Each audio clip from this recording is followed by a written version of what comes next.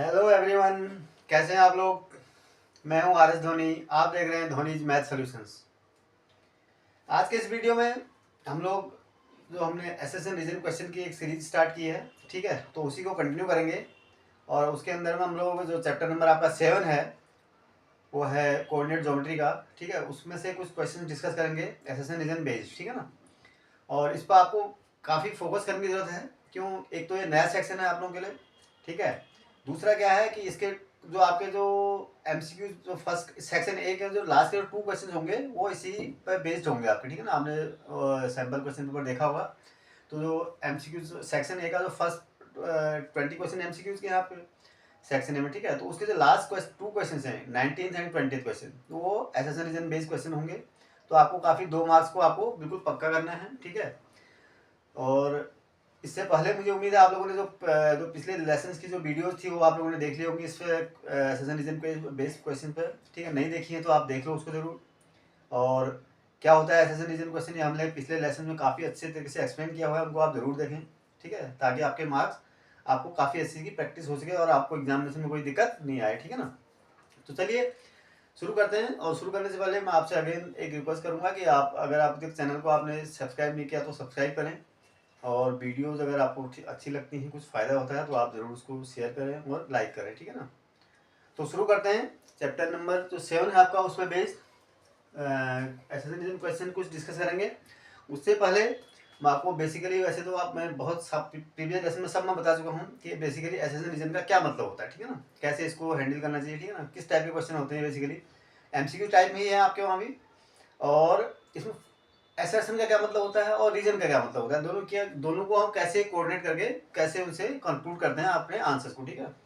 तो होगा क्या कि आप लोगों ने जैसे देख लिया होगा, तो एसर्शन का मतलब होता है कोई स्टेटमेंट, कोई फैक्ट दिया होगा आपको। सबसे पहले आपको कोई एसर्शन, एक रीजन दिया होगा, एक स्टेटमेंट है, उसी को एक्सप्लेन करने के लिए एक रीजन वाले पार्ट में एक दूसरी स्टेटमेंट दी होगी जो उससे कुछ रिलेटेड होगी, ठीक है ना। यानी वो उसको उसके लॉजिक जस्टिफाई करेगी, उसको कर भी सकती है और नहीं भी कर सकती है, ठीक है ना। और 4 ऑप्शन दिए होंगे ABCD। तो उन्हीं 4 ऑप्शन में से आपको एक ऑप्शन क्लिक करना है, चूज करना है, टिक करना है, ठीक है ना। तो कैसे करेंगे? तो सबसे पहले आपको करना क्या है, आप एसएसएन को पढ़िए, ठीक है। फिर उसके बाद एसएसएन पढ़ने के बाद आपको ये चेक करना है कि एसएसएन करेक्ट है या नहीं। सबसे पहले क्या करेंगे, आप एसएसएन एक दिया होगा, एसएसएन का मतलब होगा कोई स्टेटमेंट, कोई फैक्ट, ठीक है। आप उसको चेक करेंगे, ठीक है, कि वो एसएसएन ट्रू है या फॉल्स है, ठीक है ना। अगर वो ट्रू है तो फिर हम अगले स्टेप में जाएंगे। अगर वो फॉल्स है फिर उसके आगे में फिर हम हमारा डी ऑप्शन हो जाएगा, ठीक है ना। तो कैसे होगा देखो, पहले मैं बता दूं 4 ऑप्शन कौन कौन से होते हैं आपके।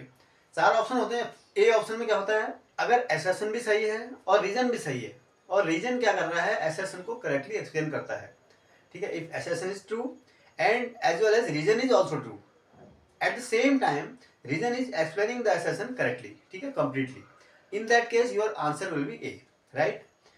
अब बी ऑप्शन का आप आंसर करेंगे, if assertion is true and reason is also true, दोनों ट्रू हैं, but the reason is not correctly explaining the assertion. यानी रीजन क्या कर रहा है, रीजन भी ट्रू तो है, मैथमेटिकली इनकरेक्ट नहीं है, बट वो क्या कर रहा है कि उसको या तो कंप्लीटली उसको एक्सप्लेन नहीं करता, या फिर वो कुछ गलत उससे उसका कोई रिलेशन ही नहीं है, ठीक है ना।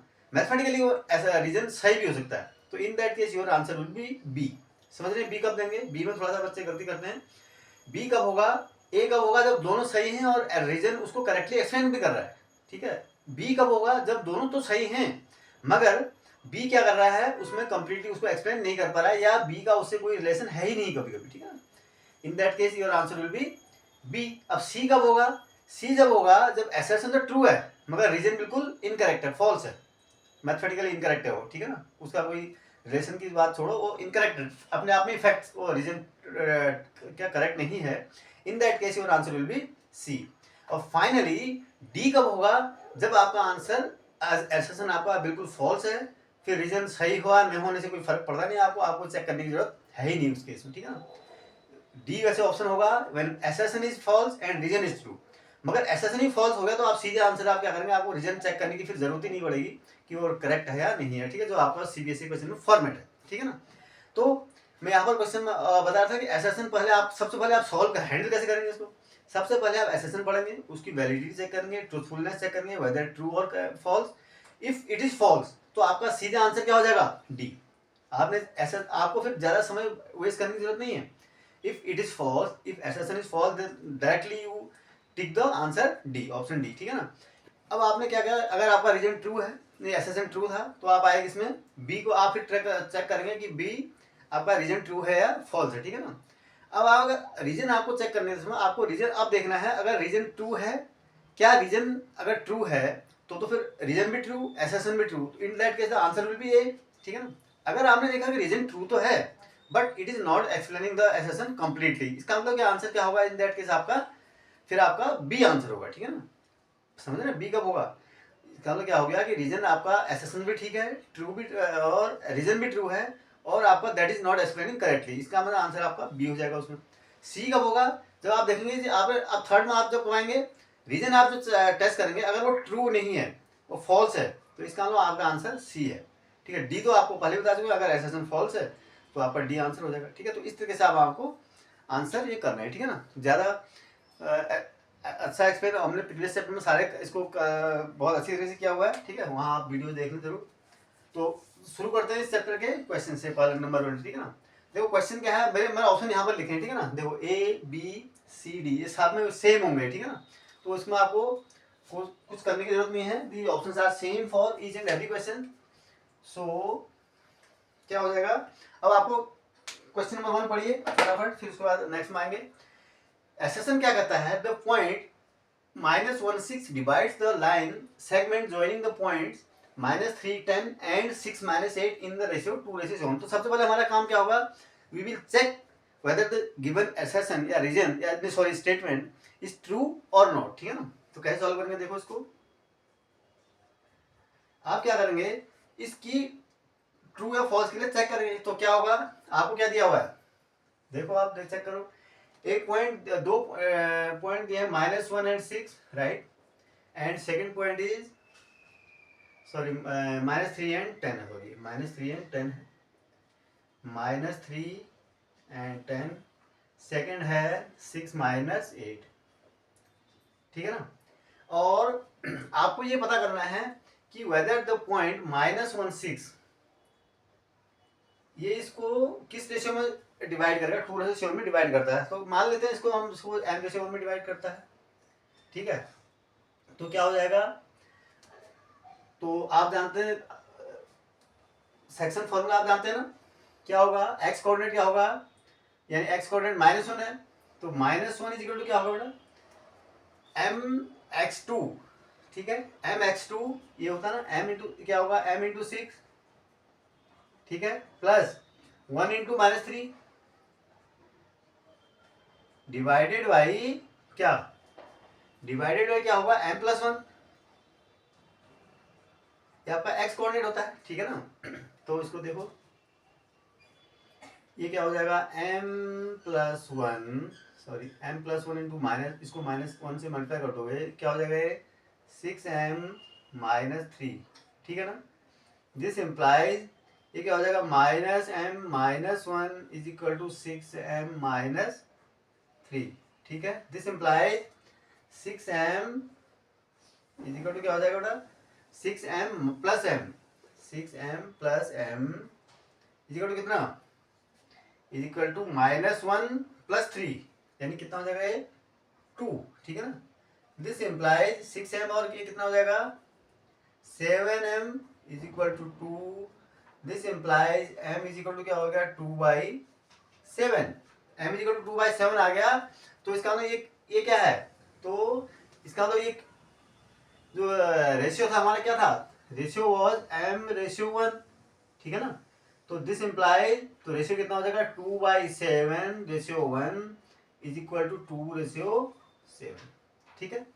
तो इसका मतलब क्या है, स्टेटमेंट एसेसन तो आपका करेक्ट है, क्यों, because this point is dividing this line segment in the ratio 2/7, it means assertion is true, ठीक है। अब हमारा काम बढ़ गया, एसेसन ट्रू, तो इसका मतलब हमारे को क्या करना पड़ेगा, अब स्टेटमेंट वो रीजन को भी चेक करना पड़ेगा, वेदर दैट इज ट्रू और not. If it is true then whether it is explaining the reason assertion correctly और नॉट, ठीक है ना। अगर यहाँ पर फॉल्स है तो हम क्या करते हैं, तो सीधे डी आंसर हो जाता हमारा। चलिए अब हम रीजन को चेक करते हैं। रीजन क्या है, the distance between the points x1 y1 and x2 y2 is given bye xab x1 minus x2 का whole square plus y1 minus y2 का होल स्क्वायर, ठीक है। देखो ये क्या दिया हुआ आपको, डिस्टेंस फॉर्मूला है। ये क्या है, this in the reason part it has been given the distance formula. लेकिन क्या हमने डिस्टेंस फॉर्मूला यूज किया इसमें? अब पहले तो ये देखो डिस्टेंस फॉर्मूला करेक्टली लिखा हुआ है, यस करेक्टली लिखा हुआ है। अगर दो पॉइंट्स जिनके कोऑर्डिनेट्स x1 y1 और x2 y2 हों तो उनके बीच की डिस्टेंस निकालने का हम यही तो फॉर्मूला यूज करते हैं। तो इसका मतलब क्या हुआ, it means the distance formula is correct, it means the reason is correct, reason correct है। अब हमको नेक्स्ट स्टेप देखना है whether this reason is explaining the assertion correctly और नॉट। बिल्कुल देखो कहाँ हमने क्या किया, यहाँ पर सेक्शन फॉर्मूला यूज किया और यहाँ पर डिस्टेंस फॉर्मूला दिया, कोई इनका कोई तालमेल ही नहीं है, ठीक है, कोई रिलेशन नहीं है, कोऑर्डिनेशन है ही नहीं, ठीक है, इसका इससे कोई ताल्लुक नहीं है, ठीक है ना, हमने यूज ही नहीं किया इसको। मतलब हम without giving using this reason we can conclude the our assertion true, use ही नहीं किया ना। तो इसका मतलब क्या हो गया कि the reason is true and but it is not explaining the assertion correctly. It means the answer कौन सा होगा, your answer will be B, correct answer कौन सा होगा आपका, बी, ठीक है ना। इस तरीके से आप क्या करेंगे, आंसर करेंगे, ठीक है ना, ठीक है। Both assertion and reason R are true but reason R is not the correct explanation of assertion A. This is your correct answer, ठीक है। चलिए क्वेश्चन नंबर 2 देखते हैं, ठीक है। तो क्वेश्चन नंबर 2 में क्या है, पहले इसका assertion पढ़ते क्या है। assertion कहता है for y is equal to 6 the distance between the points A 2 minus 3 and B 5 y is 10 units, ठीक है। तो सबसे पहले हम क्या करेंगे, we will check this statement whether it is true or false, ठीक है ना। if it is true then we will go further, if it is false then our answer will be D, ठीक है। ये आप जानते हैं, फिर आपका काम सारा हल्का हो जाता है। तो इसको देखते हैं। तो क्या है, for y equal to 6 the given points क्या हो जाएंगे, इसका मतलब हमें क्या निकालना पड़ेगा, इनके tan तो डिस्टेंस फॉर्मूला यूज करना पड़ेगा, ठीक है ना। The given points are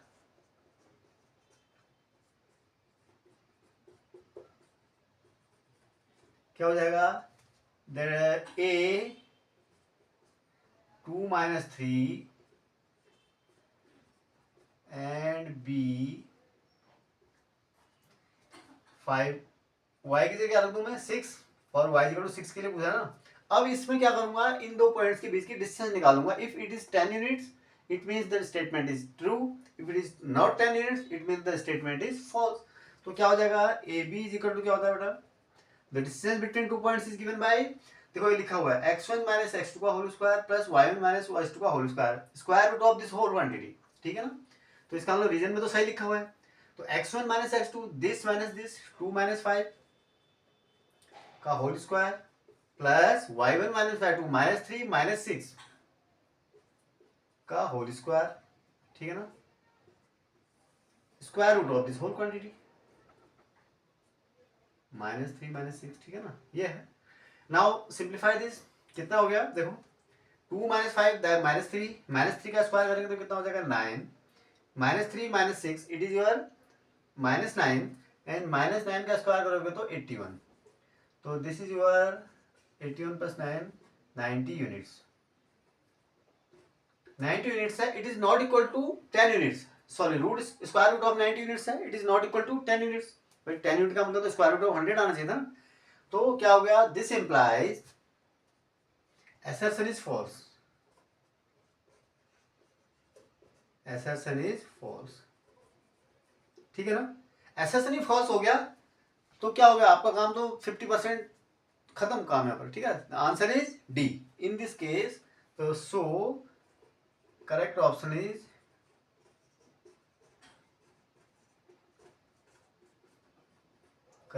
is D, कौन सा होगा, डी, ठीक है ना। बस यहाँ से आपको रीजन चेक करनी, रीजन की वैलिडिटी को चेक करने की जरूरत नहीं है आपको कि वेदर रीजन इज ट्रू और नॉट, ठीक है ना। डी आंसर आ गया आपका, ठीक है। चलिए नेक्स्ट में, चलिए क्वेश्चन नंबर 3 देखते हैं, ठीक है। तो क्वेश्चन नंबर 3 का बारे एसेशन पढ़ते क्या है।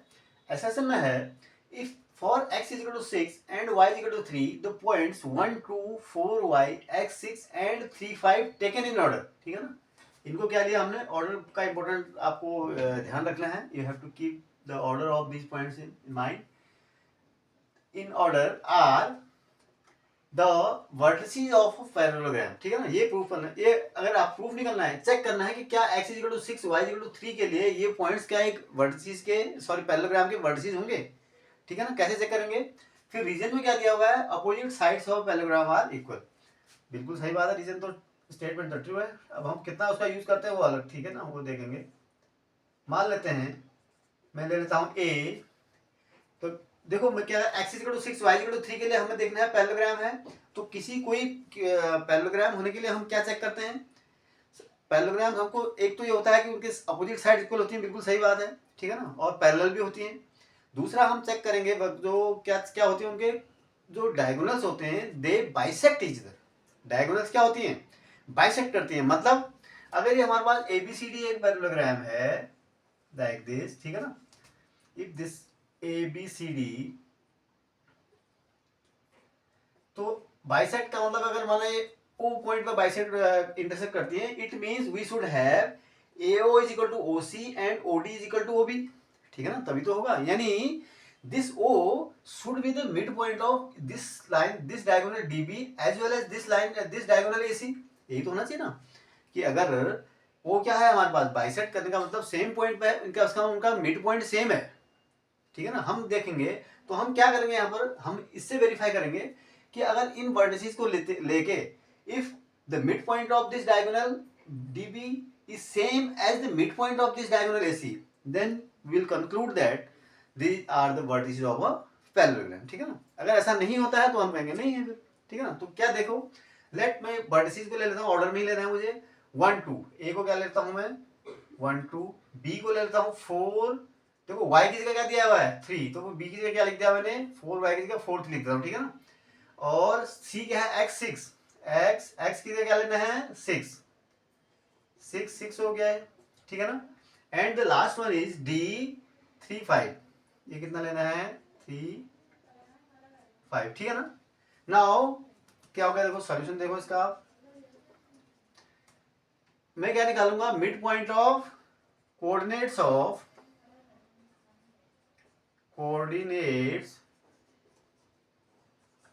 मिड पॉइंट ऑफ कौन से किसके, मिड पॉइंट ऑफ, मैं किसी के भी निकाल लूंगा, पहले BD के निकाल लेता हूं। क्या हो जाएंगे x1 plus x2/2, 3 plus 4/2, 3 plus 4/2 and 5 plus 3/2, ठीक है ना, प्लस y1 प्लस y2/2 होता है, यही तो हो जाएंगे। दीज आर 3 प्लस 4 कितना हो गया 7/2 एंड 5 प्लस 3 8, यानी 4। यानी ये कोऑर्डिनेट है किसके, O के कोऑर्डिनेट हैं if we take O as the mid point of DB। अब हमें ये देखना है क्या O AC का भी मिड पॉइंट है, मतलब कैसे चेक करेंगे, हम निकालेंगे AC के मिड पॉइंट का कोऑर्डिनेट, अगर वो भी इतने ही आते हैं इसका मतलब क्या है, O is the mid point of AC as well as BD, right. So now coordinates of diagonal AC के देखो, coordinates of mid point of AC are क्या हो जाएगा बेटा, AC का x1 plus x2/2 1 plus 6/2, 1 plus 6/2 and 2 plus 6/2, 2 plus 6/2, ठीक है ना। This is equal to what, 1 plus 6/2 7/2 and 2 plus 6 8/2 4। तो क्या देखा आपने, we see that 7/2 4 and 7/2 4 and 4, these are the coordinates of O in both the cases, ठीक है। मतलब both the cases का मतलब हो गया कि O is the midpoint of BD as well as AC। O किसका midpoint है, इसका मतलब क्या है, this means the diagonals are bisecting each other। इसका क्या मतलब हुआ, it means the diagonals are bisecting, so अगर diagonal bisect करके तो so ABCD is a parallelogram, ठीक है ना। हमने क्या कंक्लूड कर दिया, ABCD एक पैरेललोग्राम है और यही आपको दिया है इसमें। It means what, it means the assertion is correct. तो इसका क्या मतलब हो गया, this mean assertion is correct,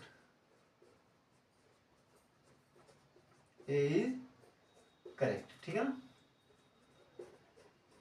अगर एसेशन ए करेक्ट हो गया तो आपका काम अब बढ़ गया। बढ़ गया क्या मतलब, you have to go to the reason part, means first of all will check whether reason is correct और नॉट। उसमें भी दो चीजें चेक करनी है आपको, रीजन करेक्ट है और रीजन को हमने क्या ये रीजन के जस्टिफाई करता है हमारा, करेक्टली एक्सप्लेनिंग द एसेशन और नॉट, ये दो चीजें देखनी है आपको रीजन में। तो हम सबसे पहले रीजन में क्या था, opposite sides of a parallelogram are equal, बिल्कुल the reason is absolutely correct, true है। यहाँ तक इसका हाफ पार्ट तो बिल्कुल हमारा सही है कि ये the sides of parallelogram are equal होते हैं, sides of opposite sides of parallelogram are equal होते हैं ना, बिल्कुल सही है। Now you have to check whether this reason whether we use this reason to justify our assertion or not। हमने इस रीजन को क्या यूज किया, क्या इस रीजन के बगैर ये जस्टिफाई होता है कि नहीं होता है, बिल्कुल हमने कर दिया। देखो हमने इसको यूज ही नहीं किया यहाँ पर, हमने तो ये यूज किया कि mid points of sorry the diagonals of parallelogram bisect each other, ये फैक्ट यूज किया ना, नहीं किए। तो it means what, the reason is correct but this is not explaining the assertion correctly, so correct answer is here, so correct answer is कौन सा, B होता है इसके ना, दोनों सही हैं और करेक्टली एक्सप्लेन कर रहा है तो आंसर A, दोनों सही हैं but the reason part is not correctly explaining the assertion part, it means the answer is B, right। so ये B पार्ट में सबसे ज्यादा मिस्टेक होती है, ठीक है ना, B पार्ट में सबसे ज्यादा गलतियां होती हैं कि इसमें ही बच्चे एनालाइज नहीं कर पाते कि वेदर ए आंसर करना है बी आंसर करना है, ठीक है। सी और डी में तो क्लियर कट है, उसमें तो कोई दिक्कत नहीं है, आपको जस्ट चेक करना है। So the correct answer is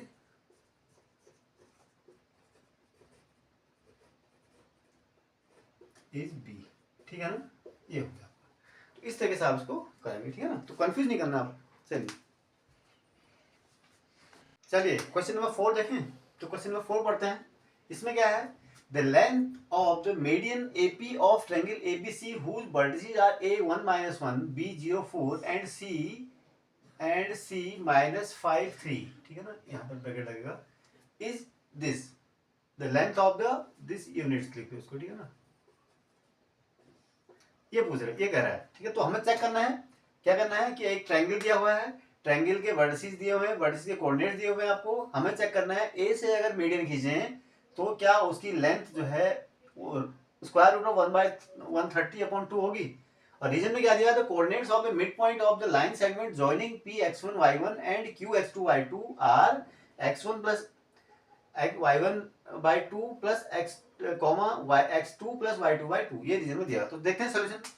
तो सबसे पहले हम क्या चेक करेंगे, देखो we'll first of all we'll check the validity whether this assertion is true or false। देखो क्या दिया हुआ है इसमें, हमको एक ट्रायंगल दिया हुआ है सिंपल से, इसके कोऑर्डिनेट्स कितने हैं, वर्टिसेस के कोऑर्डिनेट कितने हैं, A 1 minus 1, ठीक है ना, एंड B 04, ठीक है, ऐसे दिया हुआ ना, और C minus 5 3, C minus 5 3। अब आपको यहाँ पर कौन सा मीडियन निकालना है, this median is AP, means A से ड्रॉ करना है, मतलब P mid point, P is the mid point of, क्या है, P is the mid point of this BC, तभी तो AP मिलाओगे आप, इसकी बात कर रहा है। और मीडियन आपको पता है क्या होता है, when we join from a vertex, when we join a vertex to the midpoint of opposite side, वही तो हमारी मीडियन होती है। मीडियन ट्रायंगल में क्या होती है, किसी एक वर्टेक्स से कोई भी वर्टेक्स करो, उसके जो अपोजिट साइड में जो साइड पड़ती है, अपोजिट साइड होती है, उसके मिड पॉइंट से मिलाना होता है आपको, ठीक है ना। तो इस ए से लिया तो इसके अपोजिट में BC साइड होगी, तो BC के मिड पॉइंट को मैं P से डिनोट करता हूँ, तो AP मेरी मीडियन हो जाएगी। तो यहाँ पर क्या है समस्या, the problem is first of all we have to find the coordinates of P। Coordinates of P क्या होंगे, मिड पॉइंट के फॉर्मूला लगाएंगे ना।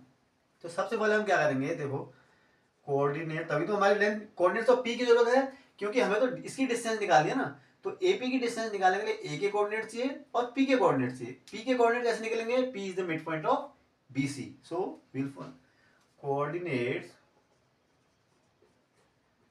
ऑफ PR क्या हो जाएंगे, x1 plus x2/2, 0 minus 5/2, 0 minus 5 पूरे का 2 एंड 4 प्लस 3/2, ठीक है ना। This is equal to minus 5/2 and 7/2, ये तो हो गए इसके कोऑर्डिनेट, किसके, P के। Now you have to find the distance AP, तो ये तो आसान है। तो A P is equal to कितना हो जाएगा बेटा, x1 minus x2, 1 minus 5/2, 1 minus minus 5/2 हो जाएगा ना, ठीक है, 1 माइनस 5/2 का square plus y1 minus y2, 7 by minus 1 minus 7/2, minus 1 minus 7/2 का होल स्क्वायर। ये आपका एपी डिस्टेंस निकल गई इस तरीके से, ठीक है ना। तो आप देखो एपी निकल गई इज इक्वल टू कितना हो गया, आपको सिंप्लीफाई करना है आपको, 1 माइनस, देखो 1 माइनस माइनस क्या होगा, माइनस 5/2, तो 1 प्लस कर देगा ये क्या हो जाएगा, 1 प्लस 5/2 हो जाएगा, ठीक है ना। 1 प्लस 5/2 मतलब तो 2 प्लस 5/2 ऐसे लिख सकता हूँ उसको मैं, दिस इज इक्वल टू इसका होल स्क्वायर प्लस, देखो यहाँ क्या हो जाएगा, -2 माइनस 7/2, -2, देखो यहाँ पर देखो -2 माइनस 7/2 का होल स्क्वायर, ठीक है ना।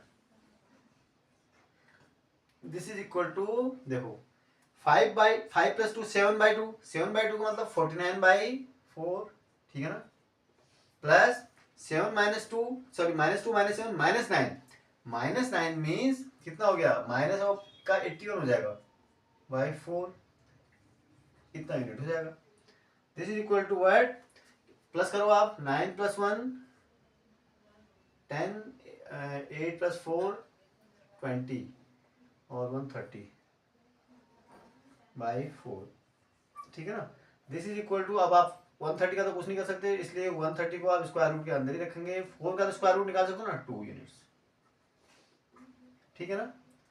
तो आपने यहाँ पर देखिए वही देखा है, इसका मतलब क्या है, AP is the length of this median AP और which is square root of 130/2 and which is also given in the assertion. It means assertion is correct.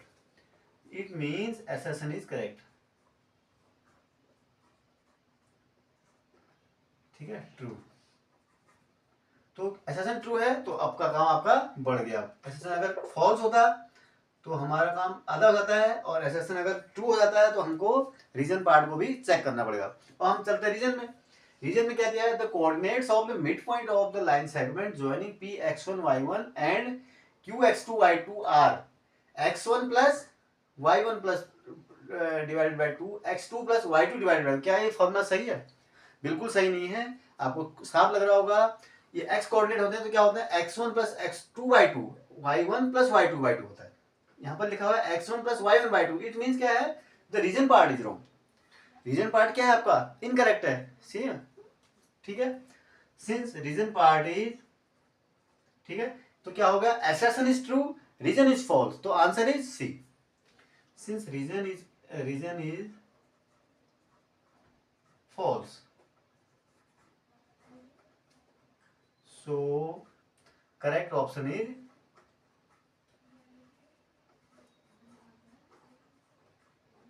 Is C. तो सी आपका करेक्ट ऑप्शन हो गया, ठीक है ना। तो इस तरीके से आप इनको क्वेश्चन को सॉल्व करेंगे, ठीक है। चलिए नेक्स्ट क्वेश्चन नंबर 5 देखते हैं, ठीक है। क्वेश्चन नंबर 5 है, तो 5 का पहले एसेशन पढ़ते हैं क्या है, फिर रीजन पढ़ेंगे। The points A1 2 B5 3 and C18 6 are collinear. ये कोलिनियर है नहीं, सबसे पहले तो आपको ये चेक करना है। दूसरा रीजन में दिया है 3 points A B and C are set to be collinear if AB is equal to BC plus AC और BC is equal to AC plus AB और AC is equal to AB plus BC। Reason part तो बिल्कुल ठीक है ना। तो check करते हैं एसेशन को, ठीक है। सबसे पहले हम क्या करेंगे, एसेशन को चेक करेंगे। तो हम क्या करते हैं, अगर हमारे पास 3 पॉइंट्स होते हैं ABC, उनको पहले उनके बीच की डिस्टेंस निकालते हैं सेगमेंट में, कौन सी, AB BC और AC, ठीक है ना। 3 आपके सेगमेंट निकलेंगे इसमें। तो फर्स्ट ऑफ ऑल मैं निकालता हूँ सबसे पहले डिस्टेंस AB इक्वल टू निकाल लेता हूँ। AB इक्वल टू कितना होगा, देखो कोऑर्डिनेट A के x1 minus x2, 1 minus 5, 1 minus 5 का होल स्क्वायर, गलती मत करना, कैलकुलेशन में गलती हो जाती है यूजुअली। 2 माइनस 3 का होल स्क्वायर, ठीक है, स्क्वायर रूट ऑफ दिस। तो कितना हो गया, 1 माइनस 5 कितना हो गया, -4, -4 का स्क्वायर कितना हो गया, 16। 2 माइनस 3 कितना हुआ, 2 माइनस 3 हुआ -1, -1 का स्क्वायर कितना हुआ, 1, ठीक है ना। This is equal to root of 17, ठीक है ना। 1 माइनस 5, देखो ए बी कितना निकाला हमने 1 माइनस 5, इट इज योर -4 16 हो गया। 2 माइनस 3 -1 का स्क्वायर 1 तो रूट 16 हो गया। बी सी निकालते हैं। बी सी देखो कितना है 5 माइनस 18 का स्क्वायर प्लस 3 माइनस 6, ठीक है। This is equal to 5 minus 18 कितना हो गया बेटा -13 का स्क्वायर करोगे तो कितना हो गया 169। 3 माइनस 6 -3 का स्क्वायर करोगे तो 9, ये कितना हो गया देखो 178, ठीक है, ये यूनिट हो गया इतनी। अब निकालो आप ए सी कितना होगा देखो ए सी 1 माइनस 18, ठीक है ना, का होल स्क्वायर प्लस 2 माइनस 6 का होल स्क्वायर, ठीक है। दिस इक्वल टू 1 माइनस 18 कितना हो गया बेटा, दिस इज योर -17, ठीक है। तो 17 का स्क्वायर कितना होता है ना, it is your 289 plus 2 minus 6 कितना हो गया -4, इट इज 16, ठीक है। This is equal to what 289 plus 16 कितना हो गया, प्लस करो उसको,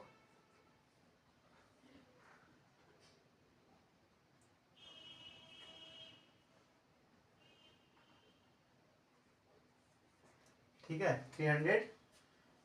अब आपको क्या कोई भी कॉम्बिनेशन में this A B plus B C equal to A C लग नहीं रहा है, ठीक है ना। 70 प्लस और B C plus A C equal to A B, ये भी नहीं पॉसिबल है क्योंकि 305 सबसे लार्जेस्ट नंबर है ना इसमें, ठीक है ना। तो क्या हो जाएगा A B plus B C equal to not A सी।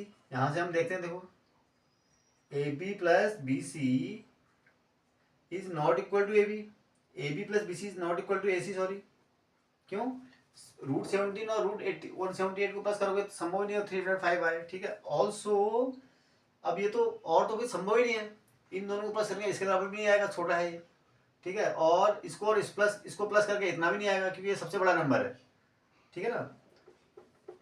या आप लिख लो इसको दिस, और A C plus B C is not equal to A B, ये भी आपको साफ दिख रहा है ना। और लास्ट में क्या हो जाएगा A B plus A C is not equal to B C. आप इसको वेरीफाई भी कर सकते हो, ठीक है ना, क्योंकि बिगेस्ट लेंथ ये है आपकी। तो क्या हो गया, इट मीन्स क्या हो गया, तो आपका काम हल्का हो गया। इट मीन्स ये कोलिनियर है क्या है, ठीक है ना, ये कोलिनियर है लेकिन ये कोलिनियर नहीं आ रहा है actually. This means assertion is false. Assertion क्या है, फॉल्स हो गया। तो क्या हो गया आंसर, सो आंसर आपका क्या हो जाएगा सीधे सीधे डी। अब आपको रीजन चेक करने की जरूरत ही नहीं है, ऑल्दो रीजन इज करेक्ट। यहाँ पर क्या है, रीजन आपको दिख रहा है, रीजन क्या है आपका बिल्कुल करेक्ट है, ठीक है ना। तो रीजन आपको चेक करने की जरूरत है नहीं, डी आंसर आ गया, ठीक है। चलिए, तो इस तरीके से आप क्या करेंगे, इसको इस क्वेश्चन को हैंडल करेंगे और डील करेंगे, ठीक है ना। तो इस तरह सॉल्व, बहुत आसान से क्वेश्चन होते हैं, बस आपको 2 नंबर का आना है और थोड़ा बहुत प्रैक्टिस करेंगे तो आपको बहुत आसानी से आप 2 नंबर सिक्योर कर सकते हैं। कोई आपको कंफ्यूजन की जरूरत नहीं है इसमें, ठीक है ना। तो अगले वीडियो में मिलते हैं, और जाने से पहले अगेन मैं आपसे रिक्वेस्ट करूंगा कि वीडियो को आप जरूर शेयर करें अपने फ्रेंड्स के साथ, लाइक करें, ठीक है। और अगर अभी तक भी आप लोगों ने अगर चैनल को सब्सक्राइब नहीं किया है तो चैनल को जरूर सब्सक्राइब करें, ठीक है। Thank you.